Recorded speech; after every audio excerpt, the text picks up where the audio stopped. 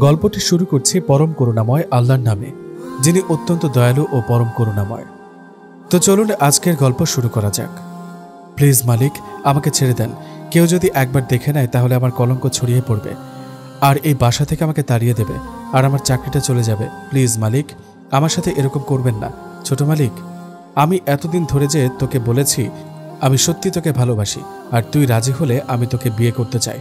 বাসার সবাইকে বলবো, আর তুই রাজি হচ্ছিস না কিসের জন্য? দেখেন মালিক, আপনি বোঝার চেষ্টা করেন, আমাদের এরকম সম্পর্ক কেউ মেনে নেবে না। তাই প্লিজ আমাকে যেতে দেন। না, তোকে তো ছেড়ে দেওয়ার জন্য আমি আজকে এখানে নিয়ে আসিনি। আজকে বাসায় কেউ নেই, আজকে তো সর্বনাশ করেই ছাড়বো। প্লিজ এরকম কোনো কিছু করবেন না মালিক। দেখেন মালিক, আমাকে আল্লাহ আমার স্বামীর জন্য তৈরি করেছে। প্লিজ মালিক, আমাকে কলঙ্কিত করবেন না। কিন্তু আদনান আফরিনের কথায় কান না দিয়ে আফরিনকে এক ধাক্কা দিয়ে বিছানার উপর ফেলে দিল, আর আদনানের দেহটা আফরিনের দেহের উপর এলিয়ে দিল। আফরিন ব্যথা সহ্য করতে না পেরে কুকিয়ে উঠল, আর আদনানকে কাকতি মিনতি করতে লাগলো যাতে করে আদনান আফরিনকে ছেড়ে দেয়, আর আফরিন তার ইজ্জত নিয়ে এখান থেকে চলে যেতে পারে। কিন্তু আদনান তার কোনো কথায় কান দিচ্ছে না, তার মতিগতি অন্যরকম। রুমে ক্যামেরা সেট করে রেখেছে, আজকে সে ভিডিও ধারণ করবে। আফরিন আদনানের অত্যাচারগুলো সহ্য করতে পারছে না। এই প্রথম কোনো পুরুষ তাকে এভাবে স্পর্শ করছে, আর তাও এমন জায়গায় স্পর্শ করছে যেটা সে কখনো কল্পনা করতে পারছে না। শেষ পর্যন্ত আফরিন আদনানের কাছে হার মেনে নিল, আর আদনান তার দেহের খোরাক মিটিয়ে নিল। আফরিন দেহ পেয়ে আদনান যখন আফরিনকে ছেড়ে দিল, আফরিন তখন অনেক জোরে জোরে কান্না করতে লাগলো, আর আদনান তাকে একটা ধমক দিয়ে থামিয়ে দিল। একদম ন্যাকামি কান্না করবে না, বুঝেছিস? আর আমার চোখের সামনে একদম কান্না করবে না, তাহলে কিন্তু অবস্থা খারাপ করে ছেড়ে দিব। আফরিন কোনো কথা বলতে পারছে না ভয় পেয়ে। আর আদনান এমনিতে অনেক খ্যাপাটে একটা অভ্যাস আছে, যে একটা কিছু বললে সেটা করেই ছাড়বে। আর আফরিন এখানে অনেক দিন যাবত আছে, তাই তার ধারণা আছে আদনানের ব্যবহারগুলো সম্পর্কে, সে খুব ভালোভাবে জানে। তারপর আদনান ক্যামেরাটা বের করে ভিডিও ফুটেজ একটু আফরিনকে দেখিয়ে দিল, আর আফরিন সেটা দেখে তার ভেতরটা একদম ফেটে গেল। এটা কি হলো? এখন আফরিন আর বেঁচে থাকার ইচ্ছা নেই, এখন আফরিনের মরে যাওয়ার ইচ্ছা করছে। প্লিজ আপনি ভিডিওটা ডিলিট করে দেন। প্লিজ প্লিজ, আপনি আমার জীবন নিয়ে খেলা করবেন না। প্লিজ ভিডিওটা আপনি ডিলিট করেন। ডিলিট করব, তবে একটা শর্ত আছে, আমাকে তোকে বিয়ে করতে হবে, আর আমরা এখনই সেটা করে আসব। আপনার মাথা ঠিক আছে? আপনি সব কি বলছেন? আমি এরকম কিছু করতে পারবো না, ঠিক আছে? তুই যদি আমার কথা না শুনিস তাহলে কিন্তু এই ভিডিওটা ফেসবুক থেকে শুরু করে যত সোশ্যাল মিডিয়া সাইটগুলো আছে সবখানে শেয়ার করে দিব। না প্লিজ এরকম কিছু করবেন না, তাহলে আমার জীবন তো যাবেই, সাথে আমার বাবা মাকে সমাজের নানা ধরনের কথা শুনতে হবে। প্লিজ এরকমটা করবেন না, আপনার হাতে পায়ে ধরি প্লিজ। যদি এরকম কোনো কিছু হয় তাহলে তো খুব ভালো, কারণ তুই যদি আমার না হতে পারিস তাহলে তুই কারো হতে পারবি না। আফরিন আর একটা কথা বলতে পারল না। এখন সে মুখ বুজে সবকিছু সহ্য করে নিতে বাধ্য হচ্ছে, কারণ মুখ বুজে সহ্য না করে নিলে তার জীবন তো শেষ হয়ে যাবে, সাথে তার বাবা মায়ের জীবনটাও অকালে মৃত্যুর যন্ত্রণা পেতে থাকবে। না মরেও তাদেরকে মৃত্যুর যন্ত্রণা পেতে হবে প্রতিনিয়ত। সমাজের নানা ধরনের কটূক্তি শুনতে হবে। তা থেকে এখন আদনান সাহেব যেটা বলতে চায় সেটাই আফরিনকে মেনে নিতে হবে মুখ বুজে, তার যতই কষ্ট হোক। আর আফরিন ভালো করে জানে এখন এখান থেকে তার সুখের দিন শেষ, কষ্টের দিন শুরু, কারণ আদনানের বাবা মা কখনো এটা মেনে নেবে না। আর আদনান যে কি করবে সেটা এখন থেকে বুঝতে পারছে, তার সাথে যে কি করবে আদনান, আর কি ব্যবহার যে করবে। হ্যালো দীপ, তুই কোথায়? তুই তাড়াতাড়ি বাসা থেকে বেরিয়ে আমাদের আড্ডাখানায় চলে আয়, আজকে আমি বিয়ে করছি, বাসায় না জানিয়ে, আর এ কথা যেন কেউ জানতে না পারে। কি বলছিস এসব? মাথা ঠিক আছে তোর? আর বাসায় না জানিয়ে বিয়ে করার কি আছে? আঙ্কেল আন্টি তো চাচ্ছে তোকে বিয়ে দিতে, তাহলে তুই বাসায় না জানিয়ে বিয়ে করবি কিসের জন্য? তোকে এত বেশি বুঝতে হবে না, তোকে যেটা বলেছি সেটা কর। আর শরীফ কোথায়? শরীফকে নিয়ে তাড়াতাড়ি অফিসে চলে আয়, 2 জন সাক্ষী লাগবে আর উকিল লাগবে 1 জন, সেটা আমি ম্যানেজ করব। এখন তুই আর শরীফ তাড়াতাড়ি কাজী অফিসে চলে আয়। তুই কি পাগল হয়েছিস? কি বলছিস? আঙ্কেল আন্টিকে না জানিয়ে তুই যদি বিয়ে করিস, আর এটা তো ছেলে খেলা না, বা যখন যেটা চাইলাম সেটাই করলাম, এরকম তো কিছু না, তাই তো? তাহলে এরকম পাগলামি করছিস কেন? আঙ্কেল আন্টির বিরুদ্ধে গিয়ে বিয়ে করবি তোরা, তারা কি মেনে নেবে? ঠিক আছে, আমি বুঝতে পেরেছি তুই আমাকে সাহায্য করবি না, সেটা আমি খুব ভালো করে জানি। তোকে আমার ফোন দেওয়াই ভুল হয়েছে, তুই থাক, তোকে আসতে হবে না। আচ্ছা আমি বের হচ্ছি, আর শরীফকে নিয়ে যাচ্ছি। আর একটা বার ভেবে দেখো, আমি অনেক ভেবেচিন্তে তারপরে ডিসিশন নিয়েছি। তুই যদি আসতে পারিস তোর শরীফকে নিয়ে তাড়াতাড়ি চলে আয়। আমি এখন শরীফকে ফোন দিতে পারবো না, কারণ শরীফকে ফোন দিলে শরীফ সবাইকে সবকিছু আগে থেকে বলে দিবে, তাই আমি শরীফকে ফোন দিচ্ছি না। তুই শরীফকে যে কোনো একটা কিছু বলে ম্যানেজ করে তাড়াতাড়ি নিয়ে চলে আয়। আচ্ছা ঠিক আছে, আমি সবকিছু কন্ট্রোল করছি, তোকে এটা নিয়ে বেশি কিছু ভাবতে হবে না। আমি সবকিছু ম্যানেজ করে তারপর শরীফকে নিয়ে যাচ্ছি। তুই কাজী অফিসে চলে আয়, আমিও যাচ্ছি। তারপর আদনান আফরিনকে নিয়ে গাড়িতে করে কাজী অফিসের সামনে চলে আসলো। আর এদিকে দীপ্ত শরীফকে তালবাহানা দিয়ে কাজী অফিসে নিয়ে আসলো। দীপ্তকে বলল না যে আদনান বিয়ে করবে। দীপ্ত শরীফকে বলেছে যে দীপ্তর একটা খুব কাছের বন্ধুর বিয়ে করতে যাচ্ছে, তাই সেখানে একটু যেতে হবে। আর একা সেখানে যাওয়াটা কেমন হয়ে যায়, তাই তাদেরকে ইনভাইট করেছে। ভরপুর খাওয়া দাওয়া হবে। আর শরীফ বিয়ের কথা শুনে তড়িঘড়ি করে রেডি হয়ে বেরিয়ে আসলো। তারপর দীপ্ত আর শরীফ এসে কাজী অফিসের সামনে উপস্থিত হলো। শরীফ কাজী অফিস দেখে একটু অবাক হলো, কারণ দীপ্ত তো বলেছিল যে বাসায় যাবে তারা, এখন কাজী অফিসে কি করে? শরীফ ভেবে নিল হয়তো কাজী অফিসে এখন বিয়ে হবে, তারপর সোজা বাসায় গিয়ে ভরপুর খাওয়া দাওয়া হবে। তার জন্য সে হাসি মুখে দীপ্তকে জড়িয়ে ধরে, ধন্যবাদ বন্ধু, এত সুন্দর একটা বিয়ের আয়োজনে আমাকে নিয়ে আসার জন্য। দীপ্ত কোনো কথা না বলে চুপচাপ মুচকি হাসি দিয়ে শরীফকে নিয়ে ভিতরে চলে আসলো। আর শরীফ যখন ভেতরে প্রবেশ করলো, ভিতরে প্রবেশ করে আদনানকে দেখে অবাক হয়ে গেল আর অনেকটা চমকে গেল। কিরে আদনান, তুই এখানে কি করছিস? আর আফরিন এখানে কি করে? আমি এখন বিয়ে করতে যাচ্ছি আফরিনকে, তোদের কোনো সমস্যা আছে? কি বলছিস, তোর মাথা ঠিক আছে? এরকম একটা কাজের মেয়েকে তুই বিয়ে করবি? তোর মাথা কি ঠিক আছে? আঙ্কেল আন্টি জানতে পারলে কি হবে? দেখ, বেশি জ্ঞান দিতে আসবি না। এখন আমি যেটা বলছি সেটা শুনবি নাকি শুনবি না সেটা আমি এখন বুঝতে পারছি না, বাট আমি এখন যেটা করছি আমাকে করতে দিবি, বেশি কথা বলবি না। আচ্ছা, আমি খুব ভালোভাবে বুঝতে পেরেছি। আফরিন, তোমাকে বলছি, তুমি কোন হিসেবে একজন বাড়ির কাজের মেয়ে হয়ে মালিককে বিয়ে করতে চাও? তোমাকে কি আঙ্কেল আন্টি মেনে নেবে? তুমি কি অবুঝ? তুমি কি বুঝতে পারো না এসব? দেখেন, আপনি এত বড় বড় কথা বলতে পারেন না। আমরা দুজনকে ভালোবেসে বিয়ে করছি, আর আদনান বলেছে যে বাসায় ম্যানেজ করতে পারবে, তাই আমি রাজি হয়েছি। আমি বুঝতে পেরেছি তোমার টাকার লোভ ধরে ফেলেছে বেশি, তার জন্য মালিকের ছেলেকে পটিয়ে বিয়ে করে নিচ্ছ, তাই না? যাতে তার সাথে সারা জীবন খুব সুখে থাকতে পারো। আপনি যেটা ভাবছেন বা বলছেন ঠিক বলেছেন। আমি টাকার জন্য বিয়েটা করছি। টাকা ছাড়া এই দুনিয়াতে কি আছে বলেন? টাকাই তো সবকিছু। আচ্ছা, তোমার টাকা লাগবে? বলো, আমি তোমাকে টাকা দেব, তাও আদনানকে বিয়ে করা থেকে বিরত থাকো। তোমাকে আমি টাকা দিচ্ছি, তোমার যত টাকা লাগে তুমি নিয়ে চলে যাবে এখান থেকে অনেক দূরে। দেখ শরীফ, তোকে এখানে যা করার জন্য আনা হয়েছে তুই সেটা কর, আর এর থেকে বেশি কোনো কথা বলবি না। আর এত টাকার গরম দেখাতে আসবি না আমার সামনে, ঠিক আছে? তোমার যেটা মনে চাচ্ছে সেটা করো। আমি আর কি বলবো তোকে? আমার আর কিচ্ছু বলার নেই। দেখেন, এখন অনেক কথা শুরু হয়েছে আমাকে নিয়ে, আর যখন প্রকাশ পাবে তখন বিষয়টা কেমন হবে বুঝতে পারছেন? আমাকে বিয়ে না করলেই মনে হয় ভালো হবে। আপনার জন্য একদম ও মুখে কষ্টেপ লাগিয়ে দেব। যদি আর একটা কথা আমার মুখের উপর বলেছ তাহলে কিন্তু মোটেও ভালো হবে না তোমার সাথে। কি করবেন? মেরে ফেলবেন? তাহলে মেরে ফেলেন, আমি তো তাও আমার মনের ভাব প্রকাশ করে যাব। আপনি হয়তো আপনার ভালো মন্দ বুঝতে পারেন না, কারণ আপনি অনেক বড় লোকের ছেলে। আপনার কখনো টাকার অভাব হয় না, বা আপনি কোনো কিছুর অভাব বুঝতে পারেন না। আমরা গরিব মানুষ, আমরা সব কিছুর অভাব বুঝতে পারি। তোমার লেকচার আমি বাসায় গিয়ে শুনছি। এখানে যদি আর একটা লেকচার দিয়েছ তাহলে কিন্তু তোমাকে জ্যান্ত পুঁতে ফেলবো, তারপর তোমার বাবাকে পুঁতে ফেলবো। এতক্ষণে শরীফ আর দীপ্ত বুঝতে পারল যে আদনান জোরপূর্বক আফরিনকে বিয়ে করছে। এখানে আফরিনের কোনো দোষ নেই। তারপর শরীফ আফরিনের দিকে ভীতু চোখে দৃষ্টিতে তাকালো এবং ইশারায় ক্ষমা চেয়ে নিল। আর আফরিন ছলছল চোখে নিচের দিকে তাকিয়ে রইল। কি বলবে এখানে? নিরুপায় কোনো কথা বলতে পারবে না। তারপর কাজী সাহেব বিয়ের যথারীতি অনুযায়ী কার্যক্রম শুরু করে দিল এবং সুন্দরভাবে কার্যক্রম শেষ করে দিল। আর এখন থেকে আদনান এবং আফরিন দুজনেই বৈধভাবে স্বামী স্ত্রী। এক পলকে সবকিছু পাল্টে গেল। আর শরীফ দীপ্ত এই বিয়ে সাক্ষী হয়ে রইল।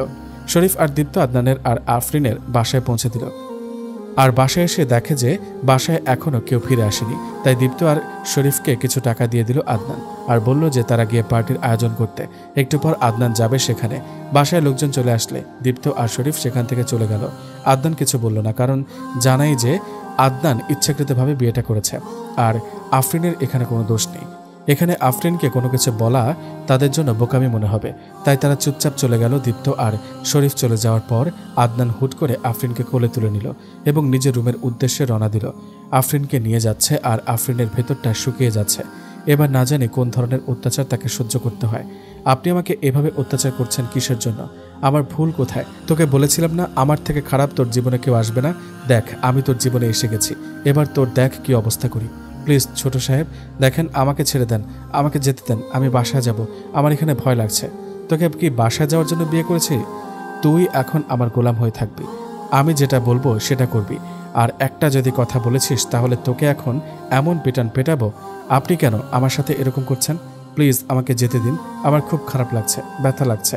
আফরিন মাত্র কথাটা বলা শেষ করলো, আর সাথে সাথে আদনান আফরিনের মুখ চেপে ধরল তার হাত দিয়ে। আফরিন শুধু শব্দ করতে পারছে, শব্দ হচ্ছে, কিন্তু তার মুখ থেকে কোনো কথা বের হচ্ছে না। এদিকে আদনান হিংস্রতার সাথে আফরিনের দেহের উপর ঝাঁপিয়ে পড়ল আর তার দাঁত দিয়ে আফরিনের গায়ে ক্ষত বিক্ষত করতে লাগলো। আর তার হাত দিয়ে আফরিনের গায়ে কিছু জায়গা এমনভাবে দাগ কাটলো যাতে আফরিন ব্যথা পেয়ে কান্না করে দিল। কিন্তু সেদিকে আদনানের কোনো খেয়াল নেই। তোকে এত করে বলেছিলাম তুই আমাকে সুন্দরভাবে বিয়ে কর, তাহলে আজকে তোকে এত কষ্ট পেতে হতো না। তুই যত কষ্ট আমাকে দিয়েছিস প্রতিটা কষ্টের মাসুল তোকে দিতে হবে। আজকের পর থেকে সারা জীবন আর নিজেকে সবসময় প্রস্তুত রাখবে। যখন যেটা লাগবে আমি তোর থেকে তখন সেটাই নিয়ে নিব, বুঝেছিস? আপনি আমাকে এত অত্যাচার করবেন না, তার থেকে আমাকে মেরে ফেলুন প্লিজ। এত তাড়াতাড়ি মরে যাওয়ার ইচ্ছা? তোকে আমি কি বলেছিলাম? তখন কেমন দিমাগ দেখিয়েছিলি যে আমি তোকে কিছু করতে পারবো না? দেখেন ছোট মালিক, আমরা গরিব মানুষ, আপনারা শুধু আমাদের অত্যাচার করতে পারবেন, তাছাড়া কোনো কিচ্ছু করতে পারবেন না। বুঝতে পেরেছি, এরকম ইমোশনাল ডায়লগ আমার সামনে মারবি না। যা এখন এক কাপ কফি বানিয়ে নিয়ে আয়, আমার খুব মাথা ব্যথা করছে। ছোট মালিক, আমাকে বাসায় যেতে দেন, আমি কোনো কাজ করতে পারবো না এখন। তোকে বলেছি না আজকের পর থেকে তোর এটাই বাড়ি, আর তোর বাসা যাওয়া হবে না। আজকের পর থেকে তুই ভুলে যা তোর কোনো বাসা আছে এই বাসা ছাড়া। কেন আমার সাথে এরকম করছেন আমি বুঝতে পারছি না। আমি কি ভুল করেছি? তুই যদি আর একবার আমার মুখের উপর তর্ক করেছিস তোকে যে আমি কি করে ফেলবো আমি বুঝতে পারছি না। তোকে যেটা বলেছি তুই সেটা কর, এক কাপ কফি বানিয়ে নিয়ে আয় তাড়াতাড়ি। আফরিন সেখানে একটা কথা বলার সাহস পেল না। আফরিন খুব ভালো করে জানে আদনান রেগে গেলে তার মাথা ঠিক থাকে না, কখন কি করবে আফরিন সেটা খুব ভালো করে জানে। তাই নিজের কষ্ট হলেও আদনানের কথা মেনে চলতে লাগলো। আর সে খুব ভালোভাবে বুঝতে পেরেছে যে আদনান তাকে কেন বিয়ে করে নিয়ে আসলো। আফরিন চুপচাপ থাকলো আর তার কথা মতো সবকিছু করছে। হুট করে বাসার কলিং বেল বেজে উঠল, তার মানে বাসার সবাই চলে এসেছে। এটা ভেবে আফরিন খুব খুশি হলো যে এখন অন্তত এই মানুষটা তার দানবের মতো অত্যাচার তাকে সহ্য করতে হবে না। আফরিন দৌড়ে গিয়ে মেইন ডোর খুলে দিল। খুলে দিয়ে দেখে সবাই হাসি মুখে বাসার ভেতর প্রবেশ করছে। আর আফরিনের অবস্থা দেখে সবাই 1 মিনিটে সেখানে চুপচাপ হয়ে গেল, কারণ আফরিনের কাপড় ঠিক ছিল না। যে কেউ দেখলে আফরিনকে সন্দেহ করবে। আফরিন এতটাই ব্যস্ত ছিল যে তার নিজের দিকে তাকানোর হুঁশ ছিল না, যার জন্য সে বুঝতে পারেনি যে তার শরীরে কি আছে আর কি নেই। আফরিন নিজের দিকে তাকিয়ে অবাক হলো, আর সেখানে লজ্জা পেয়ে যেতে ধরলেই তার মালকিন মানে আদনানের মা তাকে দাঁড় করিয়ে দিল। কি অবস্থা তোমার শরীরের? তোমার কি হয়েছে? আর তোমাকে দেখে এরকম লাগছে কেন? কিছু না বেগম সাহেবা, আমি এখন একটু রুমে যাই, একটু পরে কথা বলি। তুমি ভালো করে জানো আমি তোমাকে আমার মেয়ের মতো দেখি, তাই আমার থেকে কোনো কিছু লুকানোর কোনো দরকার নেই। কি হয়েছে আমায় বলো। কই কিছু না তো। আমার আবার কি হলো? আর বাসায় তো কোনো কিছু হয়নি, সবকিছু ঠিকঠাক আছে। সব দেখতেই পাচ্ছেন আপনি, বাসায় সবকিছু ঠিকঠাক আছে, কিন্তু তোমার সবকিছু ঠিকঠাক নেই। তাই আমি তোমাকে জিজ্ঞেস করছি তোমার কি হয়েছে বলো। আর তোমরা এখানে কি নাটক দেখছো? যে যার রুমে যাও, ফ্রেশ হয়ে যে যার কাজে লেগে যাও। আরিফা চৌধুরীর কথা শুনে সবাই সেখানে একটু দাঁড়িয়ে থাকলো না, কারণ আরিফা চৌধুরীকে বাসার সবাই ভয় পায়, শুধু আদনান ছাড়া। আরিফা চৌধুরীর রাগ একমাত্র আদনানই কন্ট্রোল করতে পারে, তাছাড়া আরিফা চৌধুরীর রাগ কেউ কন্ট্রোল করতে পারে না। তাই সেখান থেকে সবাই চলে গেল। তারপর আরিফা চৌধুরী আফরিনকে ডাক দিয়ে একটা রুমের ভেতরে নিয়ে গেল, কারণ সবাই বুঝতে পারছে সেখানে নিশ্চয়ই কোনো গন্ডগোল হয়েছে, আর তার শরীরের অনেক দাগ ছিল। আরিফা চৌধুরী সবার সামনে সেগুলো বলতে চাচ্ছিল না, আফরিনের খারাপ লাগবে। তাই আরিফা চৌধুরী বুদ্ধি খাটিয়ে সবাইকে তাড়িয়ে দিয়ে একটা রুমের ভেতর নিয়ে আসলো আফরিনকে। আচ্ছা মা, আমাকে সবকিছু খুলে বল। আমি তো তোমার সাথে কখনো কোনো খারাপ ব্যবহার করিনি, তোমাকে তো আমার মেয়ের মতো স্নেহ করি, তাহলে তুমি এরকম করছো কেন? কি হয়েছে? বাসায় কি কিছু হয়েছে? আমাকে খুলে বলো। বলছি তো বেগম সাহেবা, কিছুই হয়নি আমার। তুমি আমার থেকে সবকিছু লুকিয়ে রাখতে পারবে না, কারণ তুমি নিজের দিকে তাকিয়ে দেখো, তোমাকে দেখলেই সবাই বুঝতে পারবে। আর আদনান কোথায়? আদনান সাহেব নিজের রুমেই আছে, আর আমি কাজ করছিলাম, তাই হয়তো আমার শরীরের কাপড় ঠিক ছিল না, ঘর মোছামুছি করছিলাম তো। তাহলে তোমার শরীরে এই দাগগুলো আসলো কোথা থেকে সেটা আমাকে বলো। দেখো, আমার থেকে কিছু লুকানোর চেষ্টা করবে না, তাহলে কিন্তু আমি তোমার কি করব, মেরে ফেলবো নাকি খুন করে ফেলবো কাউকে টাকা দিয়ে। কোনটা? তুই এখানে কি করিস? আর এভাবে কথা বলছিস কি জন্য আমার সাথে? দেখো মা, তুমি বাইরে থেকে এসেছো, এখন অনেক ক্লান্ত, তুমি এসব নিয়ে তোমাকে কোনো কিছু চিন্তা করতে হবে না, আমি দেখে নিব কি হয়েছে না হয়েছে। তুমি যাও, রেস্ট করো। বেয়াদব ছেলে, তুই যেটা করেছিস মেয়েটাকে, আর আমি এটা তোর কাছে কখনো আশা করিনি। আমি এরকম একটা কলঙ্কিত ছেলের মা, আমি কোনো অবৈধ কাজ করিনি, আমি ওকে বিয়ে করে নিয়েছি, এবার হয়েছে। আর আমার ইচ্ছার বিরুদ্ধে কেউ কথা বললে কিন্তু আমি তাকে খুন করে ফেলবো। কি বলছিস এসব তুই? তোর বাবা শুনলে কি তোকে এই পৃথিবীর বুকে রাখবে? একটা কাজের মেয়েকে তুই বিয়ে করছিস, তোর লজ্জা করে না এটা বড় গলায় বলতে? দেখো মা, আমি তোমাদেরকে আগেই বলে রেখেছি, আমার পার্সোনাল লাইফে তোমরা কোনো হস্তক্ষেপ করবে না।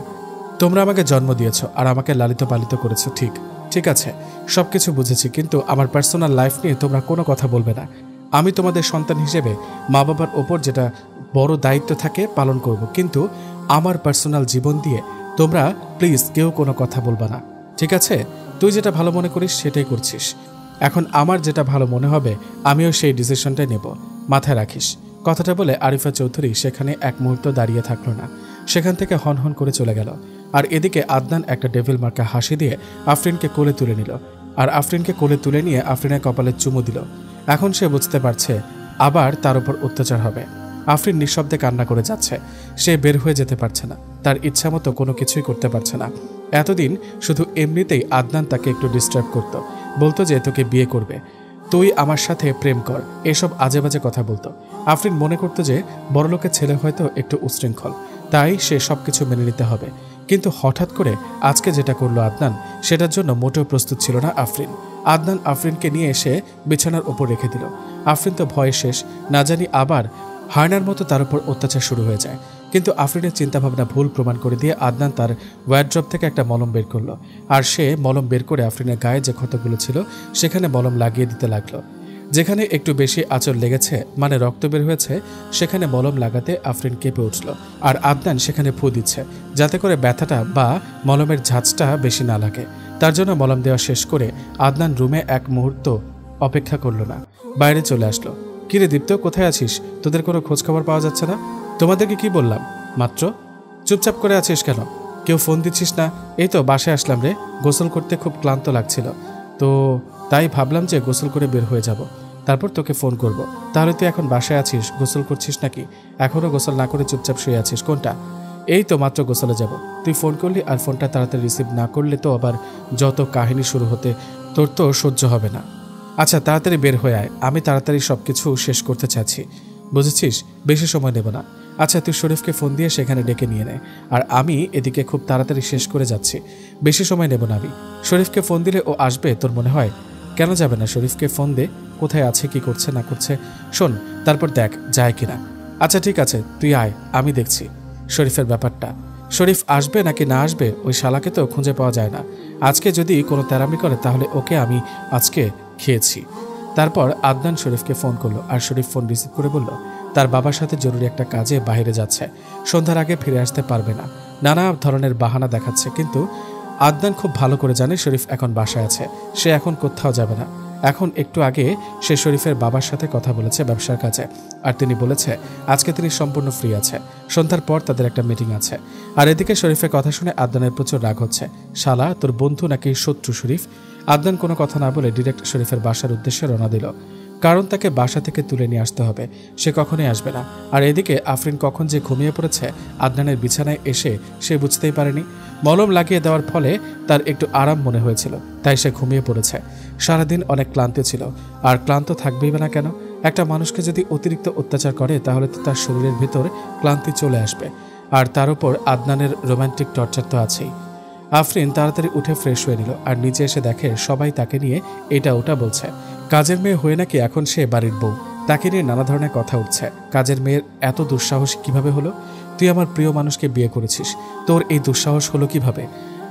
আফরিন কি বলবে না বলবে বুঝতে পারছে না। হঠাৎ করে পল্লবী বাসার ভেতরে প্রবেশ করে আফরিনের কাছে একটা কথা বলল, আর আফরিন ভয় পেয়ে আছে, কারণ আফরিন ভালো করে জানে পল্লবী আদনানকে অনেক আগে থেকেই পছন্দ করে, কিন্তু আদনান পল্লবীকে পাত্তা দেয় না। কি হলো, কথা বলছিস না যে?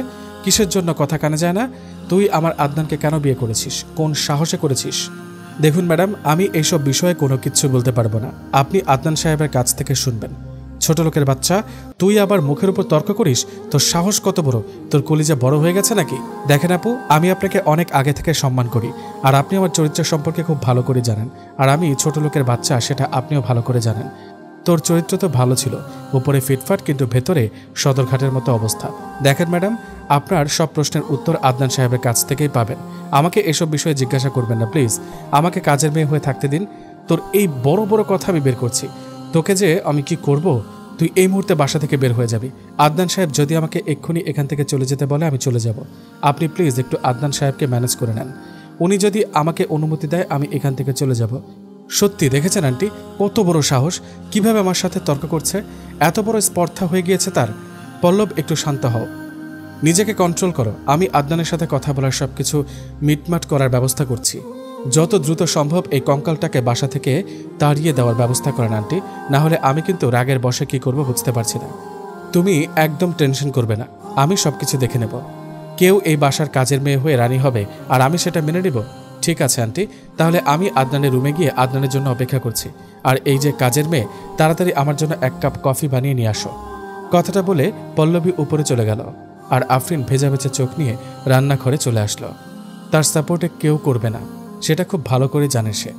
আর আদনান সাহেবও তাকে কিছুদিন পর ডাস্টবিনে ছুঁড়ে ফেলে দিবে, সেটাও খুব ভালো করে জানে। কারণ আদনান সাহেব তার প্রেমে পড়েনি, তার দেহের মোহে পড়েছে। আফরিন কান্না করতে করতে পল্লবীর জন্য একটা কফি নিয়ে উপরে গেল। গিয়ে দেখে পল্লবী পায়ের উপর পা তুলে বিছানার উপর শুয়ে আছে। আর আফরিন সেখানে কফি রেখে চলে আসতে নিলেই পল্লবী তাকে আবার নানা কটু কথা শুনিয়ে দেয়। কিন্তু আফরিন সেখানে এক মুহূর্তের জন্য অপেক্ষা না করে তার আগের রুমে চলে আসলো। সেখান থেকে সে রান্নাঘরের পাশেই বিছানায় গা এলিয়ে দিয়ে বালিশে মুখ গুজে কান্না করতে থাকে আফরিন। এ জীবনটা কি থেকে কি হয়ে গেল? যে মানুষগুলো এতদিন তাকে অনেক ভালোবাসতো, অনেক স্নেহ করত, অনেক মমতা দেখাতো, আজকে সে মানুষগুলো তার বিপরীতে গিয়ে কথা বলছে। কেউ তাকে বোঝার চেষ্টা করছে না, কেউ তার কষ্টগুলো শোনার আগ্রহ প্রকাশ করছে না। সবাই শুধু ভাবছে যে আফরিন টাকার লোভে পড়ে আদনানকে বিয়ে করেছে আর বড়লোক হওয়ার স্বপ্ন দেখছে। কিরে, তুই না বাইরে গিয়েছিস? তাহলে এখনো রুমের ভেতর কি করছিস? হুট করে শরীফের বাসায় আদনানের আগমন দেখে শরীফ অনেকটা ভয় পেয়ে গেল। কারণ আদনান সচরাচর এভাবে আসে না, কিন্তু হঠাৎ করে আজকে এভাবে আসলো, ব্যাপার কি? আর শরীফের বাহানা তাহলে ধরে ফেলেছে আদনান? শরীফ তো আমতা আমতা করতে লাগলো, কিন্তু কি বলবে বুঝতে পারছে না। কি হলো, কথা বলছিস না কেন? কিসের জন্য? তুই না বাইরে গিয়েছিস, তাহলে বাসায় কি করছিস? এই তো রেডি হচ্ছি, একটু পর বেরিয়ে পড়বো। তোকে তো একটু আগেই বললাম, সময় তো লাগবে, তাই না? তুই তো এতক্ষণ দেরি করার কথা না, কারণ আমি তোকে ফোন করেছি 30 মিনিট হলো। আর আঙ্কেল তো এখনো বাইরে বসে আড্ডা দিচ্ছে। বাবার হয়ে গেলে তারপর দুজনে একসাথে বের হয়ে পড়বো, তার জন্য অপেক্ষা করছি। বুঝতে পারছিস ব্যাপারটা? দেখ, আঙ্কেল আর আমার সম্পর্কটা কিরকম তুই সব ভালো করে জানিস, তাই আমাকে মিথ্যা না বলে তাড়াতাড়ি এখন রেডি হয়ে আমার সাথে যাবি। আর না হলে তোকে আজকে যেটা করব। আচ্ছা, ধরে ফেলেছে, তাহলে ঠিক আছে, তুই একটু এখানে অপেক্ষা কর, আমি ফ্রেশ হয়ে রেডি হয়ে তারপর যাচ্ছি। তোকে কোনো কিছু করতে হবে না, তুই এই অবস্থায় আমার সাথে যাবি। আর তোকে কোথাও নিয়ে যাচ্ছি না, কোনো প্রোগ্রামে নিয়ে যাচ্ছি না যে সাজগোজ করতে হবে মেয়ে মানুষের মতো। তারপর শরীফকে কোনো কথা বলার সুযোগ দিল না। আদনান তার হাত ধরে তাকে বাইরে নিয়ে আসলো। বাইরে এসে আদনান আর দীপ্তকে ফোন করলো। দীপ্তকে জানিয়ে দিল সে বেরিয়ে পড়েছে। এখন সে রাস্তায়, আর আদনান আর শরীফ একসাথেই বেরিয়ে পড়ল। তারা তিনজনই একসাথে গিয়ে উপস্থিত হলো। তাদের প্ল্যান মতো সব কাজ করা শেষ করে বাসার উদ্দেশ্যে রওনা দিল। বাসায় এসে দেখে সবাই উপস্থিত, আর তাদেরকে নিয়ে সবাই কথা বলছে। আদনানকে দেখে সবাই একদম নিশ্চুপ হয়ে গেল, কারো মুখ দিয়ে কোনো কথা বের হচ্ছে না। আদনান সবার দিকে একটু রাগের দৃষ্টিতে তাকিয়ে উপরে চলে গেল। দীপ্ত আর শরীফ তাদের প্ল্যান মতো কাজ করে যাচ্ছে। কি হলো পল্লবী, তুই আমার রুমে কি করছিস? আর আমার বউ কোথায়? তোর লজ্জা করে না একটা কাজের মেয়েকে বউ বলে স্বীকৃতি দিতে? আর আমার মাঝে কি কমতি আছে? আমার মতো হট মেয়ে আছে নাকি? দেখ, মাথা গরম করাবি না তুই। আমার রুমে কিসের জন্য তুই? আর আমার বউ কোথায়? আফরিন কোথায়? আমি কি জানি? আর কথা হলো, আন্টি আমাকে বলেছে খুব তাড়াতাড়ি আফরিনকে তোর কাছ থেকে ডিভোর্স করিয়ে নেবে, তারপর আমার সাথে তোর বিয়ে হবে। আর তুই সেটা বিশ্বাস করে নিয়েছিস, তাই না? আর তুই ভালো করে জানিস আমাকে, আমি যেটা একবার বলি, যা করি সেটা আর কখনো রিপিট করি না। দেখ, আমি ভালো ভালো বলছি, তুই ওই মেয়েকে ডিভোর্স করবি আর আমাকে বিয়ে করে নে। আর আমি তোকে কতটা ভালোবাসি সেটা তুই ভালো করে জানিস। আর আমার বাবার অনেক ধন সম্পদ আছে। তুই আমাকে টাকার লোভ দেখাচ্ছিস, তাই না? আমি টাকার ফকির, আমি টাকার গোলাম, তাই না? আমি সেটা বলেছি নাকি? আমি বলছি যে আমাদের স্ট্যাটাস মিলে যাবে, কিন্তু তুই ওই মেয়েটাকে বিয়ে করে নিয়েছিস। তাকে কোথাও নিয়ে যেতে পারবি? কোনো পার্টিতে নিয়ে যেতে পারবি? পারবি না। তুই যদি এখন আবার চোখের সামনে থেকে না গিয়েছিস, তাহলে তোকে আমি সত্যি খুন করে ফেলবো।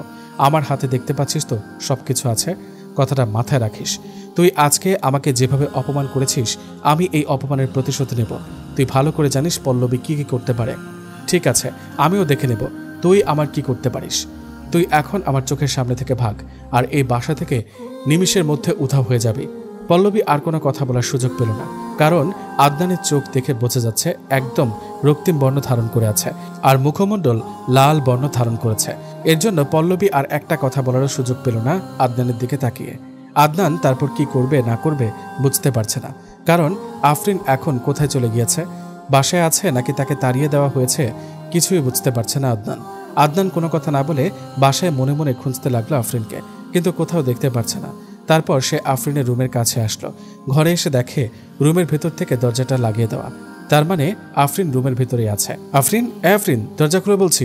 আফরিন আদনানের কণ্ঠ পেয়ে চুপ করে রইল, কোনো কথা বলছে না। কিন্তু সে এভাবে বেশিক্ষণ চুপ থাকতে পারবে না, কারণ দরজা এত জোরে আওয়াজ হচ্ছে যে এখন সহ্য করা যাচ্ছে না।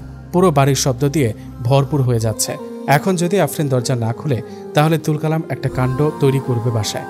তাই ভয় পেয়ে আফরিন দরজা খুলে দিল। দরজা খুলে দেওয়ার সাথে সাথে আদনান আফরিনকে 2 হাত দিয়ে 2 বাহুতে চেপে ধরল। আমার কথা কানে যাচ্ছিল না তোর? আমি এতক্ষণ ধরে তোকে ডাকছি, শুনেও না শোনার ভান করছিস কেন? কই না তো, আমি ঘুমিয়ে পড়েছিলাম। হঠাৎ ঘুম ভেঙে গেল দরজা কড়া নাড়ার কারণে। তোর চোখ অন্য কিছু বলছে। তুই আমাকে মিথ্যা বলছিস। সত্যি বলছি, আমি ঘুমিয়ে পড়েছিলাম। আপনার ডাকে ঘুমটা চলে গেল আর এসে দরজা খুললাম। তুই এই রুমে এসে ঘুমিয়ে পড়েছিস কি জন্য? তোকে বলেছি না ওই রুম থেকে বের হবি না? পল্লবী আপু এসেছিল, তো বলল যে উনি সেখানে কিছুক্ষণ থাকবে, তাই আমি এখানে চলে আসলাম। রুমটা কার? তোমার স্বামীর নাকি তার স্বামীর? কোনটা? কে কার স্বামী? আমি আপনাকে স্বামী হিসেবে কখনো গ্রহণ করতে পারবো না। আর আপনি প্লিজ আমাকে যত তাড়াতাড়ি সম্ভব মুক্ত করে দিন। আমি এখান থেকে অনেক দূরে চলে যাব। একদম বেশি বকবক করবে না, তাহলে কিন্তু তোকে খুন করে ফেলবো, বুঝেছিস? তাও আমার কাছ থেকে তোকে কোথাও যেতে দেব না। দেখেন, পল্লবী আপু আপনাকে অনেক ভালোবাসে, আর এই বাসায় কেউ আমাকে মেনে নেবে না আপনার সাথে। আর আপনাকে আপুর সাথে অনেক জোশ মানায়। আর একটাবার যদি পল্লবীকে নিয়ে কথা বলেছিস, আর একটা যদি কোনো উল্টাপাল্টা কথা বলেছিস, তাহলে কিন্তু আমি তোকে সত্যি এবার এমন অবস্থা করব যেটা তুই কল্পনা করতে পারবি না। আপনি আমাকে কতটা কষ্ট দিতে পারেন সেটা আমি খুব ভালো করে জানি। প্লিজ আপনি আপনার যত টর্চার আছে, যত অত্যাচার আছে আমাকে করতে থাকেন, আমি সব সহ্য করব, কিন্তু তারপরও আমাকে এই বন্ধ জীবন থেকে মুক্ত করে দিন। কারণ এতদিন সবাই আমাকে অনেক ভালোবাসতো, অনেক স্নেহ করত, সবাই আমাকে অনেক সুন্দরভাবে সব কিছু বুঝিয়ে দিত, কিন্তু এখন আমাকে কেউ সহ্য করতে পারে না। সবাই আমাকে কটু কথা শোনায়, সবাই নানা ধরনের খারাপ কথা বলে আমাকে নিয়ে। আফরিনের কথা শুনে আদনান আরও একটু বুঝতে বাকি রইল না যে তাকে নিয়ে বাসার ভেতর কি শুরু হয়ে গিয়েছে। আদনান যতক্ষণ বাসায় থাকবে ততক্ষণ আফরিন সেফ থাকবে। আদনান যখন বাইরে যাবে তখন আফরিনের উপর অনেক ধরনের অত্যাচার শুরু হবে, মানসিক টর্চার শুরু হবে। সেটা খুব ভালোভাবে বুঝতে পারলো আদনান। আফরিনের হাত ধরে টেনে বাইরে নিয়ে আসলো, আর বাইরে এসে এমনভাবে চিল্লানি দেওয়া শুরু করলো, সবাই সেখানে এসে উপস্থিত হলো। আর সবার উদ্দেশ্যে আদনান যেটা বলল সেটা শোনার জন্য মোটেও কেউ প্রস্তুত ছিল না। আর আফরিন তার কি বলবে? আফরিন লজ্জায় সেখানে দাঁড়িয়ে থাকতে পারছিল না আদনানের কথাগুলো শুনে। ভালোবাসার মানুষকে কেউ কিছু বললে সেটা আসলেই সহ্য করা যায় না। তাই আদনান আফরিনের অত্যাচারগুলো বা কষ্টগুলো বুঝতে পেরে আদনানের একটা বিহিত করার জন্য বাসার সবাইকে একত্রে করার চেষ্টা করছে। কিন্তু যতই বলেন, কাজের মেয়েকে তো সহজে কেউ মেনে নিতে চায় না। এটা স্বাভাবিক, বাস্তবতা আলাদা। এটা শুধু গল্পেই মানায়, রিয়েলিটিতে কখনো এটা মানায় না। যারা ছোট বা যারা গরিব তাদেরকে কেউ মেনে নিতে চায় না বড়লোক সমাজে। কারণ বড়লোকরা তারা নিত্য নতুন আপডেট চায়, তাদের স্ট্যাটাস তাদের লেভেলে চায়। মেয়ে মানুষ যেন তাদের লেভেলে থাকে, তাদের ব্যবসা বাণিজ্য যেন দ্বিগুণ করতে পারে, সেই লেভেলের স্ট্যাটাস দেখে বড়লোক ছেলেপেলেদের বিয়ে দেওয়া হয়। কিন্তু এখানে যেহেতু আদনান একটা গরিব মেয়েকে বিয়ে করেছে, তাই তাদের ফ্যামিলিতে নানা ধরনের কটু কথা বলা বলি শুরু হয়ে গেছে। আর বিয়েটা ভাঙানোর চেষ্টা করছে সবাই মিলে একত্রে। আমার বউ আমি বিয়ে করেছি, আমি সারা জীবন তার সাথে থাকবো, তোমাদের এত মাথা ব্যথা কেন? তাই বলে তুই যাকে তাকে খুশি বিয়ে করবি আর আমরা সেটা মেনে নেব? আমাদের বাসায় কাজের মেয়েকে তুই বিয়ে করেছিস, কাজের মেয়ে, কিন্তু সেও তো একটা মানুষ। দিন শেষে তারও তো একটা পরিচয় আছে। আমাদের যে স্ট্যাটাস, সেই স্ট্যাটাসের সাথে কি যায়? তাতে তো আমার কোনো কিছু যায় আসে না।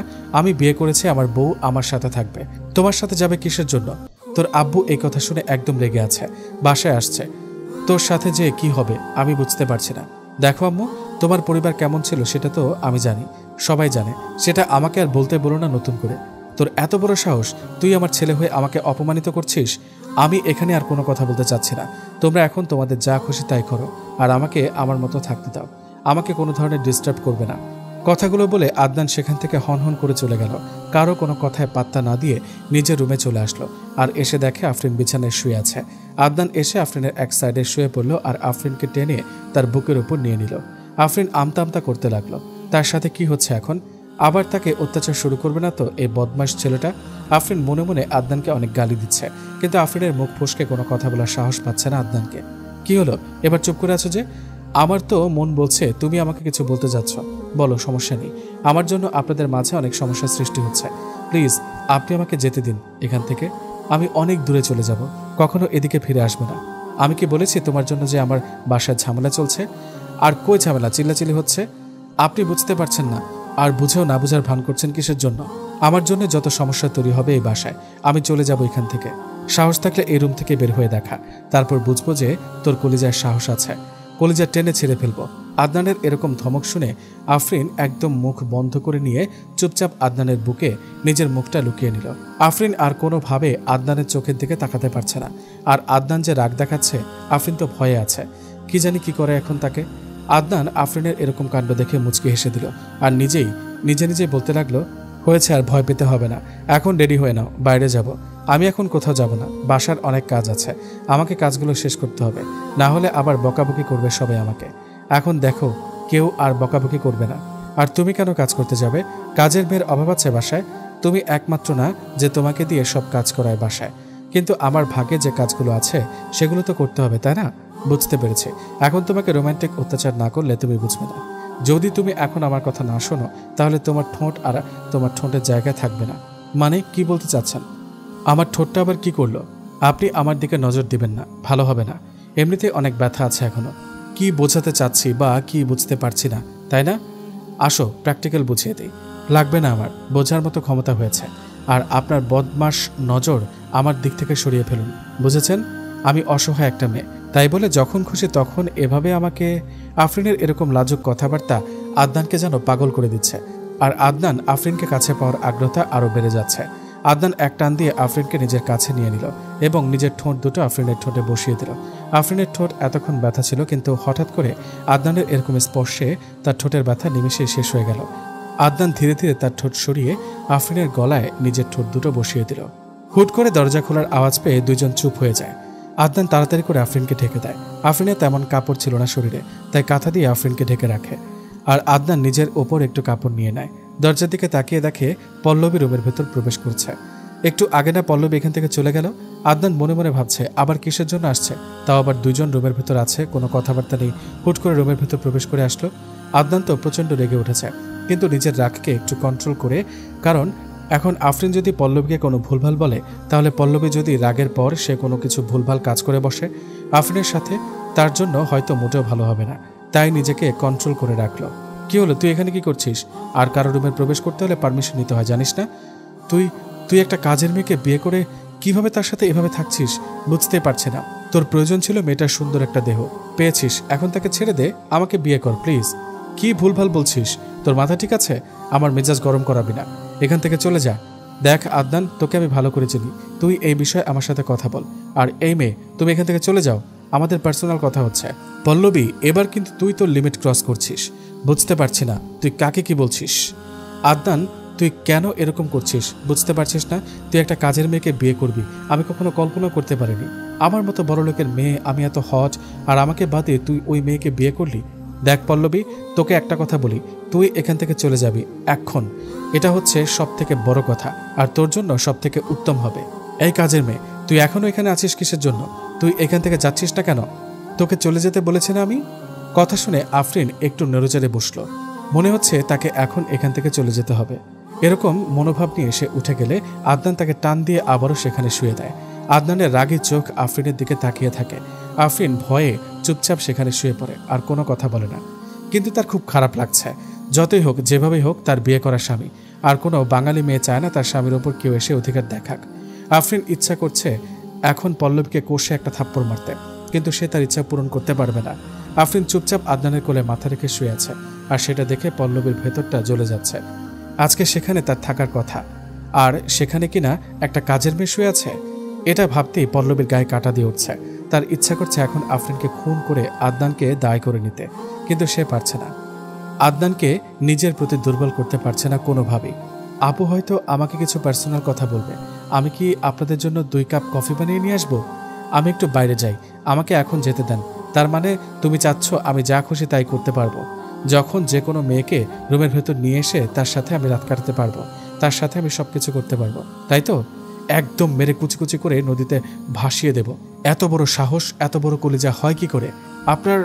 কথাটা বলে নিজের জিহ্বায় কামড় বসিয়ে দিল। এটা কি বলল সে? মোটেও এরকম কিছু বলতে চায়নি, কিন্তু মুখ ফুসকে এটা বের হয়ে গেল। তার মুখের দিকে তাকিয়ে আদনান অবাক দৃষ্টিতে কিছুক্ষণ তাকিয়ে রইল। কি বলল এটা? আর পল্লবী, সে তো চোখ বড় বড় করে আফরিনের দিকে তাকিয়ে রইল। সরি, আমি এরকম কোনো কিছু বলতে চাইনি। মুখ ফসকে বের হয়ে গেছে। প্লিজ আমাকে যেতে দেন। ঠিক আছে যাও, তাহলে আমি পল্লবীর সাথে এখন রোম্যান্স করব, তার সাথে সবকিছু করব, তুমি দেখবা। মানে কি বলতে চাচ্ছেন? আর আপনি এত বেয়াদব, এত জঘন্য আগে বুঝতে পারিনি কখনো। ছি, তাহলে তুমি চলে যেতে চাচ্ছ কিসের জন্য? যদি আমাকে এতটাই অন্য মেয়ের সাথে দেখলে খারাপ লাগে, তাহলে আমি কোথাও যাচ্ছি না, এখানে আছি। আর পল্লবী আপু, আপনি একটু পরে আসবেন প্লিজ, এখন আমাদেরকে একটু একা থাকতে দেন তো। আফরিনের এরকম কথা শুনে পল্লবী এবং আদনান দুজনেই অবাক হয়ে আছে, আফরিনের দিকে তাকিয়ে আছে। কখন কি বলছে মেয়েটা নিজেই বুঝতে পারছে না। পল্লবী তো রাগে আগুন, আর মুচকি হেসে দিল আফরিন। সুন্দরভাবে আদনানকে জড়িয়ে ধরল, আবার শুয়ে পড়ল আদনানের কোলে। আর পল্লবী সেটা দেখে দেখে রেগে মেগে রুম থেকে বেরিয়ে গেল। ভালোবাসার মানুষকে কেউ অন্য মানুষের সাথে সহ্য করতে পারে না, সেটা মেয়ে হোক বা ছেলে। দুজনের ক্ষেত্রে একই অ্যাট্রাকশন কাজ করে। যদি কোনো ছেলে কাউকে ভালোবাসে আর সেই মেয়ে যদি কোনো ছেলের সাথে কথা বলতে চায় বা তার সাথে রোম্যান্স করতে চায়, তাহলে কারোই ভালো লাগবে না। তারা স্বামী স্ত্রী। তো এমনিতেই আফরিন চাইবে না যে আদনান অন্য কোনো মেয়ের সাথে থাকুক, সে তো যতই খারাপ হোক বা যতই গরিব হোক আর বড়লোক হোক। কিন্তু এখানে যেহেতু একটা বন্ধনে আবদ্ধ হয়ে আছে তারা কেউ চাইবে না একে অন্যের সাথে ছাড়া অন্য কারোর সাথে রোম্যান্স করুক। এটা কেউ চাইবে না। ভালোবাসার মানুষগুলো সবসময় একটু কিপটে হয়। তাদের ভালোবাসাগুলোর জন্য সর্বোচ্চ দিয়ে তারা তাদের ভালোবাসাকে আগলে রাখার চেষ্টা করে। এভাবে নিজের সবকিছু আদায় করে নিতে হয়। যদি নিজের জিনিস নিজে ধরে রাখতে না পারো, তাহলে কিন্তু পরে পস্তাবে। আমি আপনার হাত থেকে বাঁচার জন্য এটা করলাম, না হলে মোটেও করতাম না, বুঝেছেন? আমাকে যেতে দেন। বারবার কিন্তু এক কথা শুনতে ভালো লাগে না। আর শোনো, আজকে আমি তোমাকে নিয়ে বাসা ছেড়ে চলে যাব। মানে কি আজব কথা বলছেন? আমাকে নিয়ে বাসা থেকে চলে যাবেন মানে? আর এখান থেকে চলে গেলে আপনি কি করে খাবেন? তোমার কি মনে হয় আমি কাজ করতে পারি না? আমিও কাজ করতে পারি, কষ্ট হবে বাট করতে হবে। কিন্তু এখানে থাকলে তোমাকে সবার কথা শুনতে হবে। আর আমি চাই না আমার বউ কারো কাছ থেকে কোনো রকম অপমানিত হোক। কেন আপনি এরকম করছেন কেন? বুঝতে পারছেন না? আপনি আমার জন্য এতটা নিচে নামছেন। ভালোবাসি তাই, আর সারা জীবন ভালোবাসতে চাই। আমার মাঝে কি এমন আছে যে তার জন্য আমাকে এভাবে পাগলের মতো ভালোবাসতে হবে? সেটা তুমি বুঝবে না, কারণ মনের ব্যাপার। এটা তোমাকেই চেয়েছে আর তোমাকে সারা জীবন চাইবে, তাই তোমাকে আপন করে নিয়েছে। ঝামেলা শেষ। কথাটা বলে আদনান আফরিনকে নিজের কাছে নিয়ে আসলো আর আফরিনের কপালে নিজের ঠোঁট দুটো দিয়ে চুম্বন করলো। আফরিন চোখ দুটো বন্ধ করে নিল। তার মনের মাঝে অন্যরকম অনুভূতি কাজ করছে। আদনান সুন্দরভাবে আফরিনকে তার বাহুডোরে আবদ্ধ করে নিল। আফরিন এখন কনফিউশনে আছে, সে কি করবে না করবে। সে কিছুই করে উঠতে পারছে না। আদনানের ভালোবাসা কিন্তু গ্রহণ করবে, সারা জীবন তার সাথে থাকবে, নাকি তাকে ব্যবহার করছে, কিছুই বুঝতে পারছে না আফরিন। তাই সে কোনো কিছু স্থির করতে পারছে না। যাও, এখন ফ্রেশ হয়ে আসলাম, বাইরে যাব। একটা বাসা খুঁজে বের করতে হবে, আমাদের সেখানে থাকতে হবে। বাসা থাকলে অনেক ঝামেলা হবে। আপনি কেন এরকমটা করছেন বুঝতে পারছি না। না করলে হয় না? বাসা ছেড়ে চলে গেলে তো অনেক ঝামেলা হবে। এখানে থাকলে প্রতিগুণ বেশি ঝামেলা হবে। সবাই তোমাকে জ্বালাতন করবে, আর আমি তো সবসময় বাসায় থাকতে পারবো না। আমি একটা কাজের মেয়ে, দেখতে তো তেমন ভালো না। কেন আপনি আমার জন্য এরকম করছেন? যেটা আমার ইচ্ছে আমি সেটাই করছি। দেখো, ভালোবেসে তোমাকে বিয়ে করেছি, তার সাথে সারা জীবনটাই পার করতে চাই। আর এটা নিয়ে যদি তুমি কোনোদিন আমাকে প্রশ্ন করেছো, তাহলে তোমার অবস্থা খারাপ আছে। আচ্ছা, আপনার খুশি, কিন্তু আমার মনে হচ্ছে 2 দিন পর ঠিকই আমাকে রাস্তায় ছুঁড়ে ফেলে দিবেন। খুব ভালো করে জানি আমি। এই শালি, তোর সাহস কত বড়, মুখের ওপর কথা বলছিস? আর আমি যখন তোকে ছুঁড়ে ফেলে দিব তখন এই কথা বলিস। এখন আমাকে সহ্য করতে পারছেন না, আর তো কিছুদিন গেলে কি করবেন সেটা তো আমি ভালো করে জানি। বড়লোকের ছেলেদের কোনো মতিগতি ঠিক নেই। আদনান এবার নিজের রাগকে কন্ট্রোল করতে পারল না। আফরিনকে কয়েকটা থাপ্পড় মেরে দিল। আর আফরিন অবাক হয়ে আদনানের দিকে তাকিয়ে রইল। আর আফরিনের চোখ থেকে নোনা জল গড়িয়ে পড়তে লাগলো। আফরিন কোনো কথা না বলে চুপচাপ মুখ বুজে সহ্য করে নিল। আদনান ধমক দিয়ে বলল, তাড়াতাড়ি গোসল করে নিতে। আফরিন সেখানে এক মুহূর্ত থাকলো না, তাড়াতাড়ি বাথরুমে চলে গেল গোসল করার জন্য। আদনান রুমের বাইরে এসে দেখে তার বাবা বাসায়। আদনান সুন্দরভাবে তার বাবার সামনে গিয়ে বসে পড়ল। আদনানকে দেখে তার বাবা অনেকটা রেগে গেল, কিন্তু একমাত্র আদরের ছেলে কখনো রাগ দেখায়নি তাকে। আজ হঠাৎ করে একটা কাজ করে ফেলেছে। তার বাবা রাগ করবে কিনা বুঝতে পারছে না। শান্তভাবে বোঝানোর জন্য আদনানের বাবা নিজের রাগ কন্ট্রোল করলো। দেখো বাবা, তুমি যেটা করেছো সেটা আমি খুব ভালো করে শুনেছি, আর হয়তো তুমি ছোট, তাই নিজের বোঝার ভুল আছে। তুমি একটু এটা সংশোধন করে নাও। কি আজব কথাবার্তা বলছো বাবা, বুঝতে পারছি না কি সংশোধন করে নেব, আর কি ভুল আছে আমার শুনি। দেখো, এখনো তুমি ছোট বাচ্চা না, আর আমি কি বলছি এটা তুমি ভালোভাবেই বুঝতে পারছো। এরকম না বোঝার ভান করার কি আছে? তুই আফরিনকে বিয়ে করেছিস কিসের জন্য? আমি আফরিনকে ভালোবাসি, তাই জোর করে বিয়ে করেছি। আর এখানে আফরিনের কোনো দোষ ছিল না।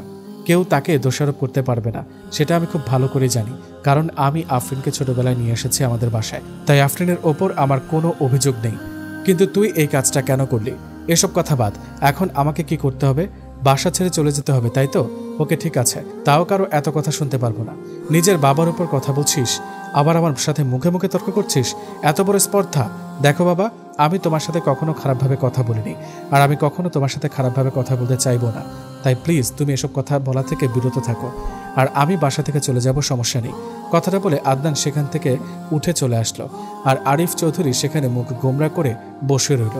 তার একমাত্র ছেলে একটা ভুল করেছে, তাকে এভাবে কথা না শোনালেও পারত। আরিফ চৌধুরী তো একসময় নিচু বংশের মেয়েকে বিয়ে করেছিল, ভালোবেসেছিল, তাই আর ভালোবাসা কখনো উঁচু নিচু দেখে হয় না, মন থেকে হয়ে যায়। তাহলে আজ তার ছেলে একটা ভুল করেছে, তার জন্য তাকে কেন কথা শোনাতে হবে? কি বলে গেল বাসা থেকে চলে যাবে, এটা কোনোভাবে মেনে নিতে পারছেন না আরিফ চৌধুরী। আরিফ চৌধুরী রুমের ভেতরে এসে দেখে আরিফা চৌধুরী বিছানার উপর শুয়ে আছে। তার চোখে মুখে কোনো টেনশন বা কোনো চিন্তার ছাপ খুঁজে পাওয়া যাচ্ছে না। তার ছেলে যে একটা ঘটনা ঘটিয়ে ফেলেছে, সেটা নিয়ে তার বিন্দুমাত্র মাথা ব্যথা নেই। আরিফ চৌধুরী এখন বুঝতে পারছে তার আম্মুর জন্য হয়তো আদনান বাসা থেকে চলে যাওয়ার সিদ্ধান্ত নিয়েছে, না হলে কখনোই তার ছেলে এত বড় স্পর্ধা করতে পারত না। আসলে কথায় আছে না, ছোট লোক যখন বড় লোক হয়ে যায় তখন তার অহংকারটা অনেকটা বেড়ে যায়।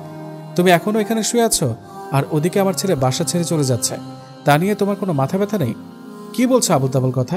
বাসা ছেড়ে কেন চলে যাবে? মনে হচ্ছে তুমি কিচ্ছু জানো না, ন্যাকামি করো তুমি আমার সাথে, তাই না? তুমি আদনানকে কি বলেছ? আমি আবার আদনানকে কি বললাম? আমি তো আদনানের সাথে তেমনভাবে কথাই বলতে পারিনি। আদনান রাগ দেখিয়েছে আমাকে, আমি তো আদনানের সাথে ভয়। তাহলে তোমার বাবা কি করে? তোমার বাবার স্ট্যাটাস কি? তোমার কি এমন ছিল যার জন্য তোমার সাথে আমার বিয়ে হয়েছে? তুমি এসব কি আবল তাবল কথা বলছো? তোমার শরীর ঠিক আছে তো? তোমার কি মাথা ঠিক আছে? কি বলছো এসব তুমি? আমি সবকিছু ঠিক বলছি, আর একদম ঠিক বলছি আমি। আর একটা কথা শুনে রাখো, আমার ছেলে যদি এই বাসা থেকে চলে যায়, তার সাথে সাথে তোমাকেও এই বাসা থেকে আমি বের করে দিব, কথাটা মাথায় রেখো। আরিফ চৌধুরীর কথাটা বলে সেখান থেকে চলে গেল। আরিফা চৌধুরী মনে মনে ভাবছে, এটা আবার কি হয়ে গেল? আরিফা চৌধুরীর টেনশন হচ্ছে, তার ছেলে যদি সত্যি সত্যি চলে যায় আর আরিফ চৌধুরী তাকে যদি বাসা থেকে তাড়িয়ে দেয়, তাহলে সে কোথায় যেতে পারবে না। সে নিঃস্ব হয়ে রাস্তায় ফকিন্নি হয়ে ভিক্ষা করতে করতে দিনরাত যাপন করতে হবে। কথাটা ভাবতে আরিফা চৌধুরীর গায়ে কেমন জানি কাঁটা দিয়ে উঠল। সে খুব তাড়াতাড়ি রুম থেকে বের হয়ে তার সবাইকে ডাক দিল। যে করেই হোক আদনানকে বাসা থেকে বাহিরে যেতে দেওয়া যাবে না। এদিকে আদনান সবকিছু রেডি করছে, আর আফরিন গোসল শেষ করে বেরিয়ে আসলো। তারপর আদনান গোসল করতে গেলে আফরিনের সাথে কোনো কথা বলল না, আর আফরিন বেরিয়ে এসে দেখে সবকিছু গুছিয়ে নেওয়া শেষ। এখন শুধু বের হয়ে যাওয়ার পালাটাই। দেখে আফরিনের খুব খারাপ লাগছে, তার জন্য আজ বাসায় এত ঝামেলা। সে যদি বুঝে কাজ করত তাহলে হয়তো আজকে এরকম কোনো কিছু হতো না। নিজে নিজে কথাগুলো ভাবছিল, মনে মনে ভাবছিল আফরিন। আদনান তাড়াতাড়ি গোসল শেষ করে বেরিয়ে আসলো, আর সে খুব তাড়াহুড়ো করছে তাড়াতাড়ি বেরিয়ে যাওয়ার জন্য। মনে হচ্ছে এখানে কোনো বিপদ সংকেত দেখা দিয়েছে, তাই এখান থেকে এখন চলে যেতে হবে। কেন আপনি এরকম করছেন কেন? এখানে থাকলে সমস্যা কি? আমাকে কষ্ট দিয়ে দেবে, আমি সব মেনে নেব, কিন্তু আপনি কিসের জন্য চলে যাচ্ছেন? না, এত কৈফিয়ত দিতে পারবো না। তুমি আমার বিয়ে করা বউ। আমি যদি এখন জঙ্গলে গিয়ে থাকি তাহলে তোমাকে আমার সাথে জঙ্গলে থাকতে হবে। কোনো সমস্যা? আমার কোনো সমস্যা নেই, কিন্তু সমস্যা আপনার হবে। আপনি কখনোই জঙ্গলে থাকতে পারবেন না, বুঝতে পারছেন? ঠিকই একদিন ফিরে আসবেন। তার থেকে এখন এই অভিমানটা না দেখে এখান থেকে যান। তুমি আমাকে খুব ভালো করে চেনো যে আমি কিরকম, আর আমি একবার যেখান থেকে ফিরে যাই সেখানে কখনো ফিরে আসবো না। কেন আপনি এরকম করছেন কেন? বুঝতে পারছি না। নিজেকে একটু কন্ট্রোল করুন। আর এরকম করলে কি হবে বলুন তো? তুই যদি আর একবার আমাকে জ্ঞান দিতে এসেছিস তাহলে তোর অবস্থা খারাপ করে ছাড়বো, বুঝেছিস? আর একটা কথা যদি বলেছিস সেই বিষয় নিয়ে, এখন চলে যাচ্ছি, এটাই হচ্ছে বড় কথা। তাড়াতাড়ি রেডি হ। তাও যদি একটু ভেবে দেখতেন যে বিষয়টা কোন দিকে যাচ্ছে, একটু ভেবে চিন্তায় কাজ করলে ভালো হয়। আর কিছু বলবো না তোকে, আমি তোকে কথা বলতে নিষেধ করেছি, তাও মুখে মুখে তর্ক করছিস। সত্যি তোর ভাগ্যে খারাপ কিছু আছে। আফরিন কথাটা বলতে চাইলে আদনান তার ঠোঁট দিয়ে আফরিনের ঠোঁট আবদ্ধ করে নিল, যাতে করে আফরিন আর কোনো কথা বলতে না পারে। সুন্দরভাবে একটা কামড় বসিয়ে দিল, যেন তার মনে থাকে এখন তাকে কি করতে হবে। আর কামড় বসিয়ে দিলে রক্তপাত হতে লাগলো, আর আফরিন যেটা দেখে কান্না করে দিল। আদনান সে এদিকে পাত্তা না দিয়ে তাড়াতাড়ি কাজ করার জন্য বলল, আর তাড়াতাড়ি রেডি হতে বলল। আফরিন কান্না করছে আর তাড়াতাড়ি আদনান নিজেকে গুছিয়ে নিচ্ছে। এখান থেকে চলে যাওয়ার জন্য আদনানের খুব খারাপ লাগছে। ছোটবেলা থেকে এখানেই আছে, আজকে চলে যেতে হবে, সব পরিচিত মুখ থেকে অনেক দূরে চলে যেতে হবে। এটা ভাবতে আফরিনের কান্না পাচ্ছে। কেউ চায় না ভালোবাসার মানুষের কাছ থেকে দূরে চলে যায়, একাকীভাবে বসবাস করতে। সবাই চায় পরিবার পরিজন সবাইকে নিয়ে একসাথে করে সবার হাসি খুশি দেখে একসাথে সারা জীবনটা কাটিয়ে দিতে। কেউ একাকীভাবে বসবাস করতে পারে না। ভালোবাসাগুলো সত্যি অন্যরকম হয়। ভালোবাসার জন্য সবকিছুর মায়া ত্যাগ করতে হয়। ফ্যামিলির মায়া থেকে শুরু করে ফ্রেন্ড সার্কেলের আড্ডা থেকে শুরু করে সবকিছু ত্যাগ করে শুধু ভালোবাসাকেই সবাই গ্রহণ করে নেয়। বাকি সবকিছু ছেড়ে দেয় শুধু ভালোবাসাকে আপন করে পাওয়ার জন্য। ভালোবাসাটা সবার কাছে কতটা ইম্পর্ট্যান্ট, কতটা গুরুত্বপূর্ণ সবাই সেটা যদি ভালো করে বুঝতে পারত, তাহলে হয়তো কেউ কাউকে ছেড়ে যাওয়ার কথা কল্পনাও করতে পারত না। আর কতক্ষণ লাগবে তোমার বের হতে? বলছি না বের হও, আমি একদম রেডি। আর একবার ভেবে দেখেন না প্লিজ। আমার এই বাসা থেকে চলে যেতে ইচ্ছা করছে না, আর আমারও চলে যেতে ইচ্ছা করছে না, কিন্তু তোমার ভালোর জন্য আমাকে এখান থেকে যেতে হবে, না হলে তোমাকে সবাই অনেক কথা শোনাবে। আমি চাই না আমার ভালোবাসার মানুষকে কেউ কথা শোনাক, আর আমি সেটা সহ্য করব। আপনাকে কে বলেছিল আমাকে ভালোবাসতে? আমি বলেছিলাম নাকি অন্য কেউ বলেছিল? আমাকে কেউ বলেনি, আমি নিজে থেকে বলেছি, আর নিজে থেকে তোমাকে ভালোবেসেছি। আর এখন এটা নিয়ে আর কোনো কথা বা ঝগড়া করতে চাই না। এখন আমরা স্বামী স্ত্রী, ব্যাস। আদনান কথাটা বলে আফরিনের হাত ধরে বাইরে নিয়ে যেতে লাগলো। আফরিন যেতে চাচ্ছিল না, কিন্তু আদনান জোরপূর্বকভাবে আফরিনকে নিয়ে চলে যেতে চাইলে হঠাৎ করে আরিফ চৌধুরী মানে আদনানের বাবা সামনে এসে দাঁড়িয়ে পড়ে। কিন্তু আদনান সেদিকে কোনো তোয়াক্কা না করে আফরিনকে নিয়ে যেতে ধরলে আরিফ চৌধুরী আফরিনের হাত ধরে ফেলে। এ সময় এরকম একটা পরিস্থিতি হয়ে যাবে আদনান বুঝতে পারেনি, তাই আদনান একটু ঘাবড়ে গেল। তার বাবা আবার উল্টাপাল্টা কিছু বলবে না তো? বড় হয়ে গেছো তাই না? এখন আর বাবা মাকে লাগে না, এখন নিজেই সবকিছু করতে পারিস। বাবা মাকে তো তোরা এখন চিনতে পারবি না, তাই তো? আদনান একদম চুপ করে আছে। এখন তার বাবার কথার জবাব সে কি করে দেবে? তার কাছে কোনো জবাব নেই, তাই সে মাথা নিচু করেই রইল সেখানে দাঁড়িয়ে। বাড়ির সবাই এসে সেখানে দাঁড়িয়ে পড়ল, আর কারো মুখ থেকে কোনো কথা বের হচ্ছে না। আরিফ চৌধুরী একবার রেগে গেলে কাউকে আস্ত রাখবে না। তার জন্য, কিরে কথা বলছিস না কেন? কিসের জন্য? আমি কি বলছি কথা কানে যাচ্ছে না? এভাবে চুপ করে দাঁড়িয়ে থাকলে হবে? কথা বলে ঝামেলা শেষ করতে হবে। সমস্যা কি তোর? আর আমার তো এখানে কোনো সমস্যা নেই, আমি বাসা ছেড়ে চলে যাচ্ছি, এটাই আমার সমস্যা। তাছাড়া কোনো সমস্যা নেই। তুই বাসা ছেড়ে চলে যাবি, এতে আমার কিচ্ছু যায় আসে না। তুই আমার বাসা ছেড়ে চলে যাওয়ার সমস্যা নেই, কিন্তু আমার মেয়েকে তুই নিয়ে যাচ্ছিস কেন? আমি ওকে ছোট থেকে লালন পালন করেছি, এখন সে আমার বউ, তাই আমি যেখানে যাব আমার বউ আমার সাথে যাবে, তাই না? কোন সাহসে তুই ওকে বিয়ে করেছিস? কার অনুমতি নিয়েছিস? কাউকে বলেছিস? আমি আমার ইচ্ছা অনুযায়ী আমি বিয়েটা করেছি, আর আমাদের দুজনের সমান বয়স আছে। তাহলে সমস্যা কোথায়? আমরাও তো এমন কোনো ভুল করিনি। আমি এত কথা শুনতে চাই না, তুই ওকে নিয়ে এক্ষুনি রুমের ভেতরে যা, আর আমি আমার বৌমাকে গ্রহণ করে নেব, সমস্যা নেই। বাকিরা কি করবে না করবে সেটা আমার দেখার টাইম নেই। ধন্যবাদ আব্বু, তুমি অন্তত আমাকে বুঝতে পারলে, কিন্তু আমি এখানে থাকতে পারবো না, কারণ এখানে থাকলে আমার বউ পর্যাপ্ত সম্মান পাবে না, সেটা আমি দেখে নেব। কেউ কোনো কিছু বলার সাহস পাবে না, আর এখানে সবাই উপস্থিত আছে, আর কারো কোনো মতামত থাকলে এখানে বলতে পারেন, আমি সবার মতামত এখানে শুনব। আরিফ চৌধুরীর মুখের উপর কথা বলা বা তর্ক করার এরকম কলিজার সাহস এখন পর্যন্ত কারো হয়নি। আর আদনান তো তার বাবাকে যথেষ্ট পরিমাণ সম্মান করে, তাই সে বেশি কথা বলল না। তারা বুঝে তো তাদেরকে মেনে নিয়েছে, তাহলে আদনান আর এখানে কি বলার থাকবে? তাই আদনান চুপ করে আছে। আর আফরিন কিছু বলতে চাচ্ছে, বাট বলতে পারছে না লজ্জার কারণে। তারপর সবাই যে যার রুমে চলে গেল, আর আরিফ চৌধুরী সবকিছুর ব্যবস্থা করলো। আবারও ধুমধাম করে বিয়ের ব্যবস্থা করলো। এদিকে ভেতরে সবকিছু কমপ্লিট। আদনান এবং আফরিন নতুন করে আবারও বিবাহ হলো, এবং সেটা ধুমধাম করে, আর সবার মতামত নিয়ে। এখানে আদনানের মা আরিফা চৌধুরীর মত ছিল, কারণ সে এখন একটু ভালোভাবে চিন্তা করা শুরু করে দিয়েছে। তার অতীত নিয়ে একটু চিন্তা করেছে সে। অতীতে তো এরকম একটা গরিব ঘরের মেয়ে ছিল, এখন না হয় সে একজন বড়লোকের ওয়াইফ, কিন্তু অতীতে তো তার এরকম একটা অবস্থা ছিল। আর অতীতকে তো মুছে ফেলা যায় না, তাই না? আদনান এবং আফরিনকে বাসর ঘরে নিয়ে যাওয়া হলো, আর আফরিনকে পেছনে বসিয়ে দিয়ে বাইরে সবাই চলে আসলো। আদনান রুমের ভেতরে দরজাটা লাগিয়ে দিল। কি খবর? আজকে তো তোমাকে একদম চেনাই যাচ্ছে না, একদম রূপবতী, মায়াবতী, গুণবতী, একদম অন্য রূপে দেখা যাচ্ছে তোমাকে। আমাকে লজ্জা দিতে খুব পারেন আপনি, তাই না? লজ্জা দিলাম কই, প্রশংসা করছি, তাই না? এখন তো আর আমাকে মেনে নিতে কোনো সমস্যা নেই। আছে আছে, অনেক সমস্যা আছে। এখনই আপনাকে আমি মন থেকে গ্রহণ করতে পারবো না। দেখো, মাথা গরম করাবে না একদম। আজকে আমাদের বাসর রাত, তাই বলছি সব কিছু ভুলে যাও। আমরা নতুন করে সব কিছু করতে চাই। আমি চাইলেই সব কিছু নতুন করে শুরু করতে পারবো না, আমার সময় লাগবে। আমি কি বারণ করেছি? যত খুশি সময় নাও, আমার কোনো সমস্যা নেই। আমি ভালোবাসি তোমাকে মন থেকে। আপনার কোনো কাণ্ডজ্ঞান নেই। একটা কাজের মেয়েকে ভালোবাসার কি আছে একটু বলবেন? আমার মাঝে কি এমন রহস্য আছে, কি আছে জানি না, বাট মুখ ভর্তি মায়া আছে, যে মায়া আমাকে এতটা আকৃষ্ট করেছে। কই, আমি তো কোনো মায়া দেখতে পাচ্ছি না। আপনি তাহলে কিভাবে দেখতে পাচ্ছেন সেটা তুমি কখনোই দেখতে পারবে না। এটা শুধু আমি দেখতে পারবো, আমি ছাড়া অন্য কেউ দেখতে পারবে না এই মায়া। হয়েছে, আপনাকে আর কবি হতে হবে না, বুঝেছেন? আমার খুব ঘুম পাচ্ছে, আমি ঘুমাবো। তাহলে বাসর করবো কার সাথে? অন্য মানুষ নিয়ে আসবো নাকি? ঘুমের বাহানা দেখালে চলবে না, বুঝেছেন? আমার কোনো সমস্যা নেই, আপনি 8-10টা মেয়ে নিয়ে আসেন, এসব ফুর্তি করেন। আমি কি আপনাকে মানা করেছি নাকি? দেখো, একদম উল্টাপাল্টা কথা বলবা না, মাথা গরম হলে কিন্তু তোমার কপালে আবারও দুঃখ আছে। আদনান আফরিনকে আর একটা কথা বলতে না দিয়ে বিছানার ওপর আফরিনকে চেপে ধরল। আফরিন একটু ব্যথা পেলে বাট মুখ বুঝে সেটা সহ্য করে নিল। তার এরকম অত্যাচারগুলো এখন মানিয়ে নেওয়ার অভ্যাস হয়ে গিয়েছে, তাই এই অত্যাচারগুলো এখন তার কাছে আর অতিরিক্ত অত্যাচার মনে হয় না। আদনান তার ওষ্ঠদ্বয় দ্বারা আফরিনের ওষ্ঠদ্বয় আবদ্ধ করে নিল। আফরিন ধীর গতিতে নিঃশ্বাস নিতে লাগলো, তার নিঃশ্বাসটা ভারী হয়ে আসছে। দুজনেই চলে গেল ভালোবাসার সাগরে। তাদেরকে নিয়ে আসবে কে? আর তাদেরকে ফেরানো উচিত না।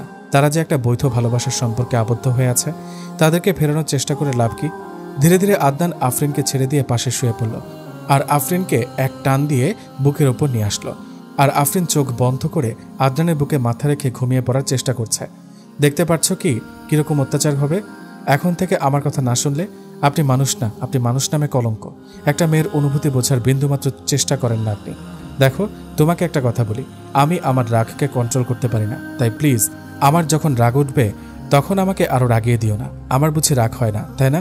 আমি মানুষ না, আমি রোবট। আমাকে যেভাবে ইচ্ছা সেভাবে ব্যবহার করছেন আর আমি সহ্য করে যাচ্ছি। দেখো, তুমি আমাকে খুব ভালো করে চেনো, আমি বলছি না যে তুমি আমাকে চেনো না, তাই না? তাই আমার মতো তুমিও হয়ে যাও। আমি যখন যেটা চাচ্ছি সেটা দিচ্ছ না, মন থেকে আসে না, বুঝতে পারছেন আপনি? আমার মনে আপনার জন্য শুধু ঘৃণা কাজ করে, তাছাড়া কোনো সম্মান বা ভালোবাসা কাজ করে না। আফরিনের এই কথা শুনে আদনান হুট করে বিছানা ছেড়ে উঠে পড়ল এবং বাইরে চলে আসলো। বাইরে এসে দেখে এখনও সবাই ঘুমিয়ে পড়েনি। বাইরে কয়েকজন বসে গল্প করছে, কিন্তু কাউকে কোনো পাত্তা না দিয়ে বাসা থেকে সোজা বেরিয়ে গেল। আর আদনানকে কেউ কিছু বলবে এরকম বুকের পাঠা এখনও কারো হয়নি। আর আরিফ চৌধুরী রেস্ট করার জন্য নিজের রুমে ছিল, তার জন্য জানে না বাইরে চলে গিয়েছে আদনান। আর আফরিন একটু মনে মনে খুশি হলো যে অন্তত এখন তার ইচ্ছা মতো সে থাকতে পারবে। আদনান বাইরে এসে দেখে সব দোকানপাট বন্ধ হয়ে গিয়েছে। এখন সে সিগারেট খাবে কিভাবে? কোনো কথা না বলে চুপচাপ মাথাটা নিচু করে রাস্তার এক সাইড দিয়ে হেঁটে যাচ্ছে আর পাঞ্জাবির পকেটে নিজের হাত একটা ঢুকিয়ে দিয়েছে আর একটা হাত প্যান্টের পকেটে। সে শুধু ভাবছে, একটা মানুষকে ভালোবেসে এত করে বিয়ে করলো, এখন তার পরিবার থেকে মেনে নিল তাদেরকে, কিন্তু তারপরও সেই মানুষটা কেন তাকে মেনে নিচ্ছে না? আদনান তো আফরিনকে সত্যিকারের ভালোবাসে, টাইম পাস বা বিয়ে করেছে কিছুদিন পর ছুঁড়ে ফেলে দিবে এরকমও তো না। তাহলে কেন আফরিন আদনানকে আবার দূরে ঠেলে দিচ্ছে? কেন তাকে বুঝতে পারছে না? আঙ্কেল, দরজাটা একটু খুলবেন প্লিজ, আমার একা ভয় লাগছে। একা ভয় করবে কিসের জন্য? আদনান কোথায়? আদনান আর তুমি না এক রুমে, তাহলে তোমার ভয় করছে মানে? আপনার ছেলে সে কখন রুম থেকে বেরিয়ে গিয়েছে, এখনও আসার খবর নেই। ভয় লাগছে একা একা। আপনি তো জানেন আমি একা থাকতে পারি না, আর তুমি এই খবর এখন আমাকে বলছো? কখন গিয়েছে? আসলে এখানে আমার ভুলটা আমারই। আমার সাথে একটু ঝগড়া হয়েছে আর হয়তো আমার ওপর রাগ করে বাইরে গিয়েছে। দেখো, একটা কথা বলি, যা হয়েছে হয়েছে, সবকিছু ভুলে যাও আর নতুন করে সবকিছু শুরু করো। আর তোমাকে তো কেউ কিছু বলবে না, সবাই তোমাকে ভালোবাসে, তুমি ভালো করে জানো। কিন্তু আগের মতো কেউ আমাকে ভালোবাসবে না, সেটা আমি খুব ভালো করে জানি। তাই আমার খুব ভয় লাগছে। কিছুদিন পর আমাকে তো এখান থেকে ছুঁড়ে ফেলে দেওয়া হবে, তাই না? সেই ছোটকাল থেকে তুমি এখানে আছো, তুমি তো আমাকে চেনো, আর আমার উপর তো তোমার আস্থা বা বিশ্বাস আছে, তাই না? এসব নিয়ে পরে কথা বলবো। আঙ্কেল, আপনি একটু দেখেন আপনার ছেলে কোথায় আর রাগের বসে কোথায় কি করছে। উনি তো রাগ উঠলে কন্ট্রোল করতে পারে না। ভয় লাগছে এখন আমার। আচ্ছা, তুমি যাও, আমার রুমে গিয়ে বসো, তোমার আন্টির সাথে আমি দেখছি। আচ্ছা, আমি একটু রুমে যাচ্ছি, একটা কাজ আছে, কাজটা শেষ করছি। আপনি একটু খুঁজে নিয়ে দেখেন কোথায় আছে, বাসায় আসবে কিনা একটু আমাকে জানাবেন। কথাটা বলে আফরিন তার নিজের রুমে চলে গেল। আফরিন যদিও রাগ দেখিয়ে আদনানকে কথাগুলো শুনিয়ে দিয়েছিল, কিন্তু এখন ভেবে কষ্ট হচ্ছে আফরিন কেন যে তাকে কথাগুলো বলতে গেল। আর মানুষটা এভাবে চলে যাবে ভাবতে পারেনি। মানুষটা তো তাকে ভালোবাসে, তার তো খারাপ চায়নি বা তার কোনো ক্ষতি করার চেষ্টাও করেনি, তাহলে কেন অমানুষের মতো তার সাথে আচরণ করলো? আফরিন এটাই ভেবে খুব কষ্ট হচ্ছে। আর এদিকে আদনান হাঁটতে হাঁটতে অনেক দূর পথে এসে পড়েছে। এখন ঘড়ির দিকে তাকিয়ে দেখে রাত 3টা বেজে গিয়েছে। এতক্ষণ সে হেঁটেছে, প্রায় 2 ঘন্টা ধরে হাঁটছে, তার মানে সে অনেক দূর পথ পাড়ি দিয়ে ফেলেছে। এখন সে বুঝতে পারল সে অনেকটা পথ পাড়ি দিয়ে ফেলেছে। তখন সে আবার গন্তব্যের উদ্দেশ্যে রওনা দিল। সামনে এসে একটা ভয়ানক বিপদের সম্মুখীন হলো। অন্ধকার কালো ঘুটঘুটে রাস্তা, আর সামনে কয়েকজন মাতাল ছেলে মাতলামি করছে। নেশাদ্রব্য পানীয় পান করার পর আদনান কখনো এরকম বিপদের সম্মুখীন হয়নি।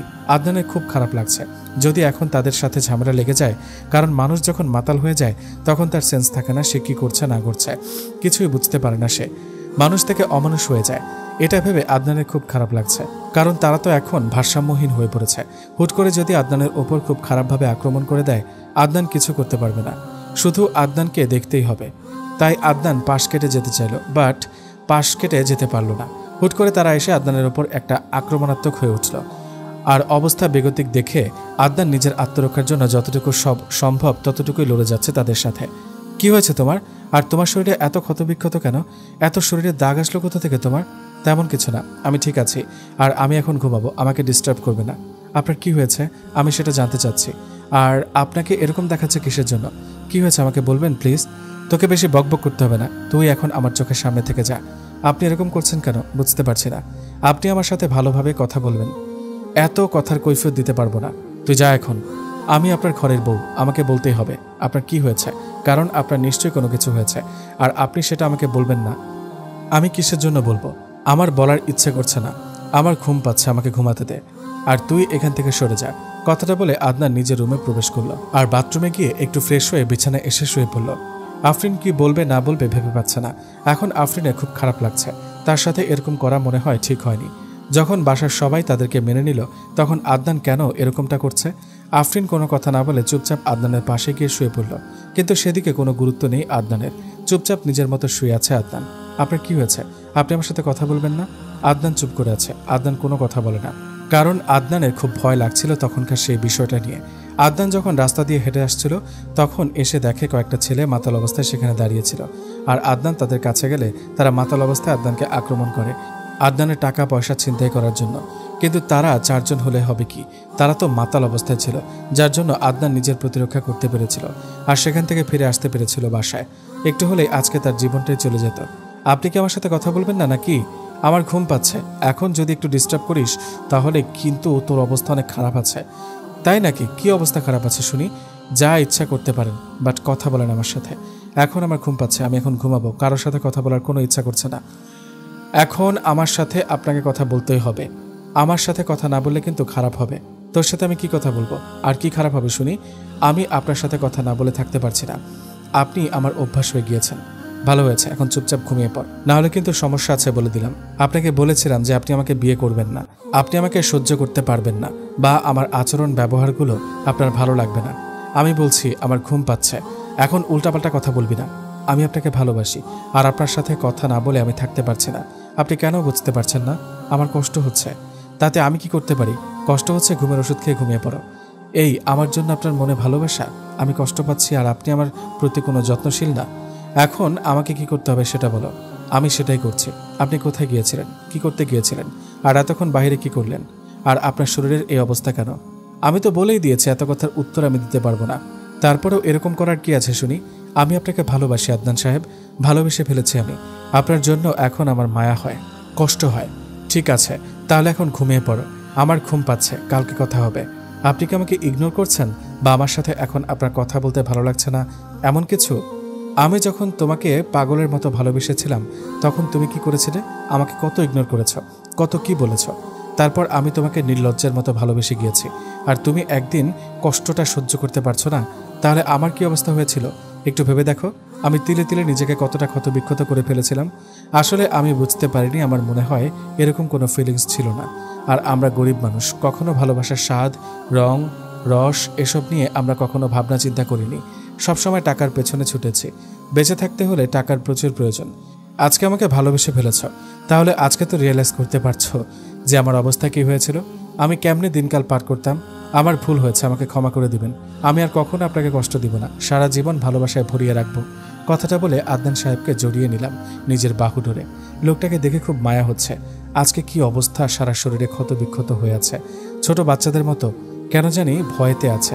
আদনান সাহেব, আসলে আমার যে মন নেই সেটা না, আমারও তো মন আছে, আমিও মানুষ, আমিও ভালোবাসতে পারি, কিন্তু গরিব ছিলাম তাই ভয় পেতাম সব সময়, কখন জানি কি হয়। কিন্তু আদনান যখন আমাকে প্রথম ভালোবাসার কথা বলেছিল তখন আমার খুব ইচ্ছে করেছিল যে আমিও তাকে আমার মনের কথাগুলো খুলে বলি, কিন্তু আমি ভয় পেতাম। কিন্তু শেষ পর্যন্ত যখন জোরপূর্বকভাবে বিয়েটা করে নিল তখন অনেক খুশি হয়েছিলাম মনে মনে, কিন্তু বাইরে কখনো প্রকাশ করা হয়নি। আজকে আমি একটু নির্লজ্জ হয়ে গেলাম। আমি আদনান সাহেবের ঠোঁটে ঠোঁট দুটো বসিয়ে দিলাম। আমার এরকম কাণ্ড দেখে আদনান সাহেব একটু হকচকিয়ে উঠলেন। হয়তো কল্পনা করতে পারেন নাই যে আমি এরকম বেহায়ার মতো একটা কাজ করে বসবো। উনি প্রথমে ভয় পেলেন, একটু নড়াচড়া করলেও কিছুক্ষণ পর একদম নিস্তেজ হয়ে গেলেন। নিজেকে আমার কাছে বিলিয়ে দিলেন, আর আমিও ইচ্ছা মতো নিজের বাহুডোরে ওনাকে আবদ্ধ করে নিলাম। তারপর আমি ওনার শরীরের উপর নিজের শরীরটা এড়িয়ে দিলাম আর বেহায়ার মতো তাকে ভালোবাসলাম। আদনান সাহেব বলল, এত ভালোবাসা এতদিন কোথায় লুকিয়েছিল যে ভালোবাসার বহিঃপ্রকাশ করেনি আমার মহারানী? সময়ের অপেক্ষায় ছিলাম, যদি কখনো ভালো সময় আসে নিশ্চয়ই আমি আপনাকে আমার সবটুকু দিয়ে ভালোবাসবো। আজকে সেই সময় এসেছে। তাহলে এতদিন কিসের ভয় ছিল আমাকে ভালোবাসার শুনি? অনেক কিছু, লজ্জার ভয়ে, সমাজের কটু কথার ভয়ে। বাসার মানুষের কথা শোনার ইচ্ছা ছিল না, সবাই আমাকে কটু কথা বলবে তার ভয়। এত কথা চিন্তা করো কেমনে? এত ছোট মানুষ, এত কিছু ভাবো কিভাবে?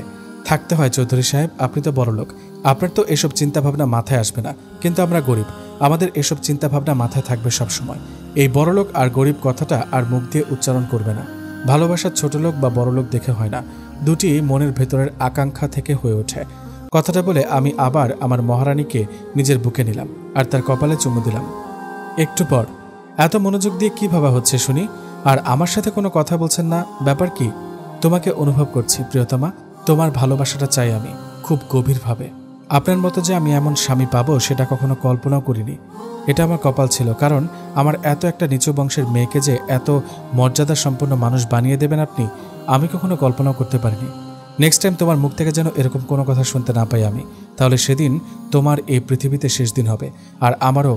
আচ্ছা ঠিক আছে, এই যে কানে ধরলাম, আর কখনো বলবো না। এখন আমাকে মাফ করবেন জাহাপনা?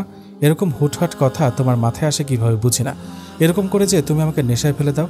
আমি কোনো নেশাদ্রব্য না যে আমাকে দেখলে বা আমার এরকম আচরণ দেখলে আপনি নেশায় পড়ে যাবেন, বুঝেছেন মিস্টার? তুমি ঠিক বলেছ, তুমি কোনো নেশা জাতীয় দ্রব্য না, তুমি তার থেকে অধিক বেশি।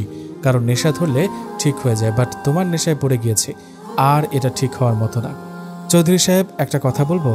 একটা কেন, হাজার কোটি লক্ষ, যত ইচ্ছা বলতে থাকো। চৌধুরী সাহেব, আমার রাগের স্বামী, আমি আপনাকে অনেক অনেক ভালোবেসে ফেলেছি। I love you. আমিও আমার এই পাগড়িটাকে অনেক ভালোবাসি, অনেক। সারা জীবন তার সাথে আমি পার করতে চাই, সব হাসি কান্না দুঃখ তার সাথে শেয়ার করতে চাই। আমিও ভালোবাসি আপনাকে, আমার সব কিছু আপনার সাথে শেয়ার করে সারা জীবন যতদিন দেহে নিঃশ্বাস আছে ততদিন আপনার সাথে হাতে হাত রেখে পায়ে পা মিলিয়ে চলতে চাই। আসো, আর একবার তোমাকে আদর করি। অনেকক্ষণ থেকে আদর করি না তোমাকে, এইমাত্র 2 বার হয়ে গেল, তারপরেও আপনার হচ্ছে না? আরও লাগবে? আমি পারবো না, আমার খুব ঘুম পাচ্ছে। আমি তো কোনো কথা শুনতে চাই না, আমার যখন যেটা লাগবে আমি তখনই সেটা আমার বউয়ের কাছ থেকে নিয়ে নিব। আমার থেকে অনুমতি নেওয়ার কি আছে? আপনার বউ, আপনি নিতে পারেন, তাই না? আমাকে আবার বলতে হয়? কথাটা বলে আফরিন এবং আদনান দুজনেই আবারও হারিয়ে গেল ভালোবাসার সাগরে। আফরিন এবং আদনানের যে ভালোবাসার গল্পটা, এটা সম্পূর্ণ কাল্পনিক, শুধু আপনাদের একটু ভালোবাসার জোয়ারে ভাসিয়ে নিয়ে যাওয়ার জন্য বানানো হয়েছে। সম্পূর্ণ গল্পটা ছিল কাল্পনিক। কাল্পনিক কেন বলছি? কারণ মানুষ কল্পনায় থাকতেও অনেক বেশি পছন্দ করে। বাস্তবতা আর কল্পনার জগৎ দুটাই ভিন্ন। এই কল্পনাময় গল্পটা আপনাদের কাছে কেমন লেগেছে অবশ্যই জানিয়ে দেবেন। আর পরবর্তী গল্পটা অনেক মজাদার আর ইন্টারেস্টিং হতে চলেছে, তাই পরবর্তী গল্প শুনতে চাইলে অবশ্যই চ্যানেলটিকে সাবস্ক্রাইব করে পাশে থাকা বেল আইকনটি প্রেস করে দিবেন। আলবিদা।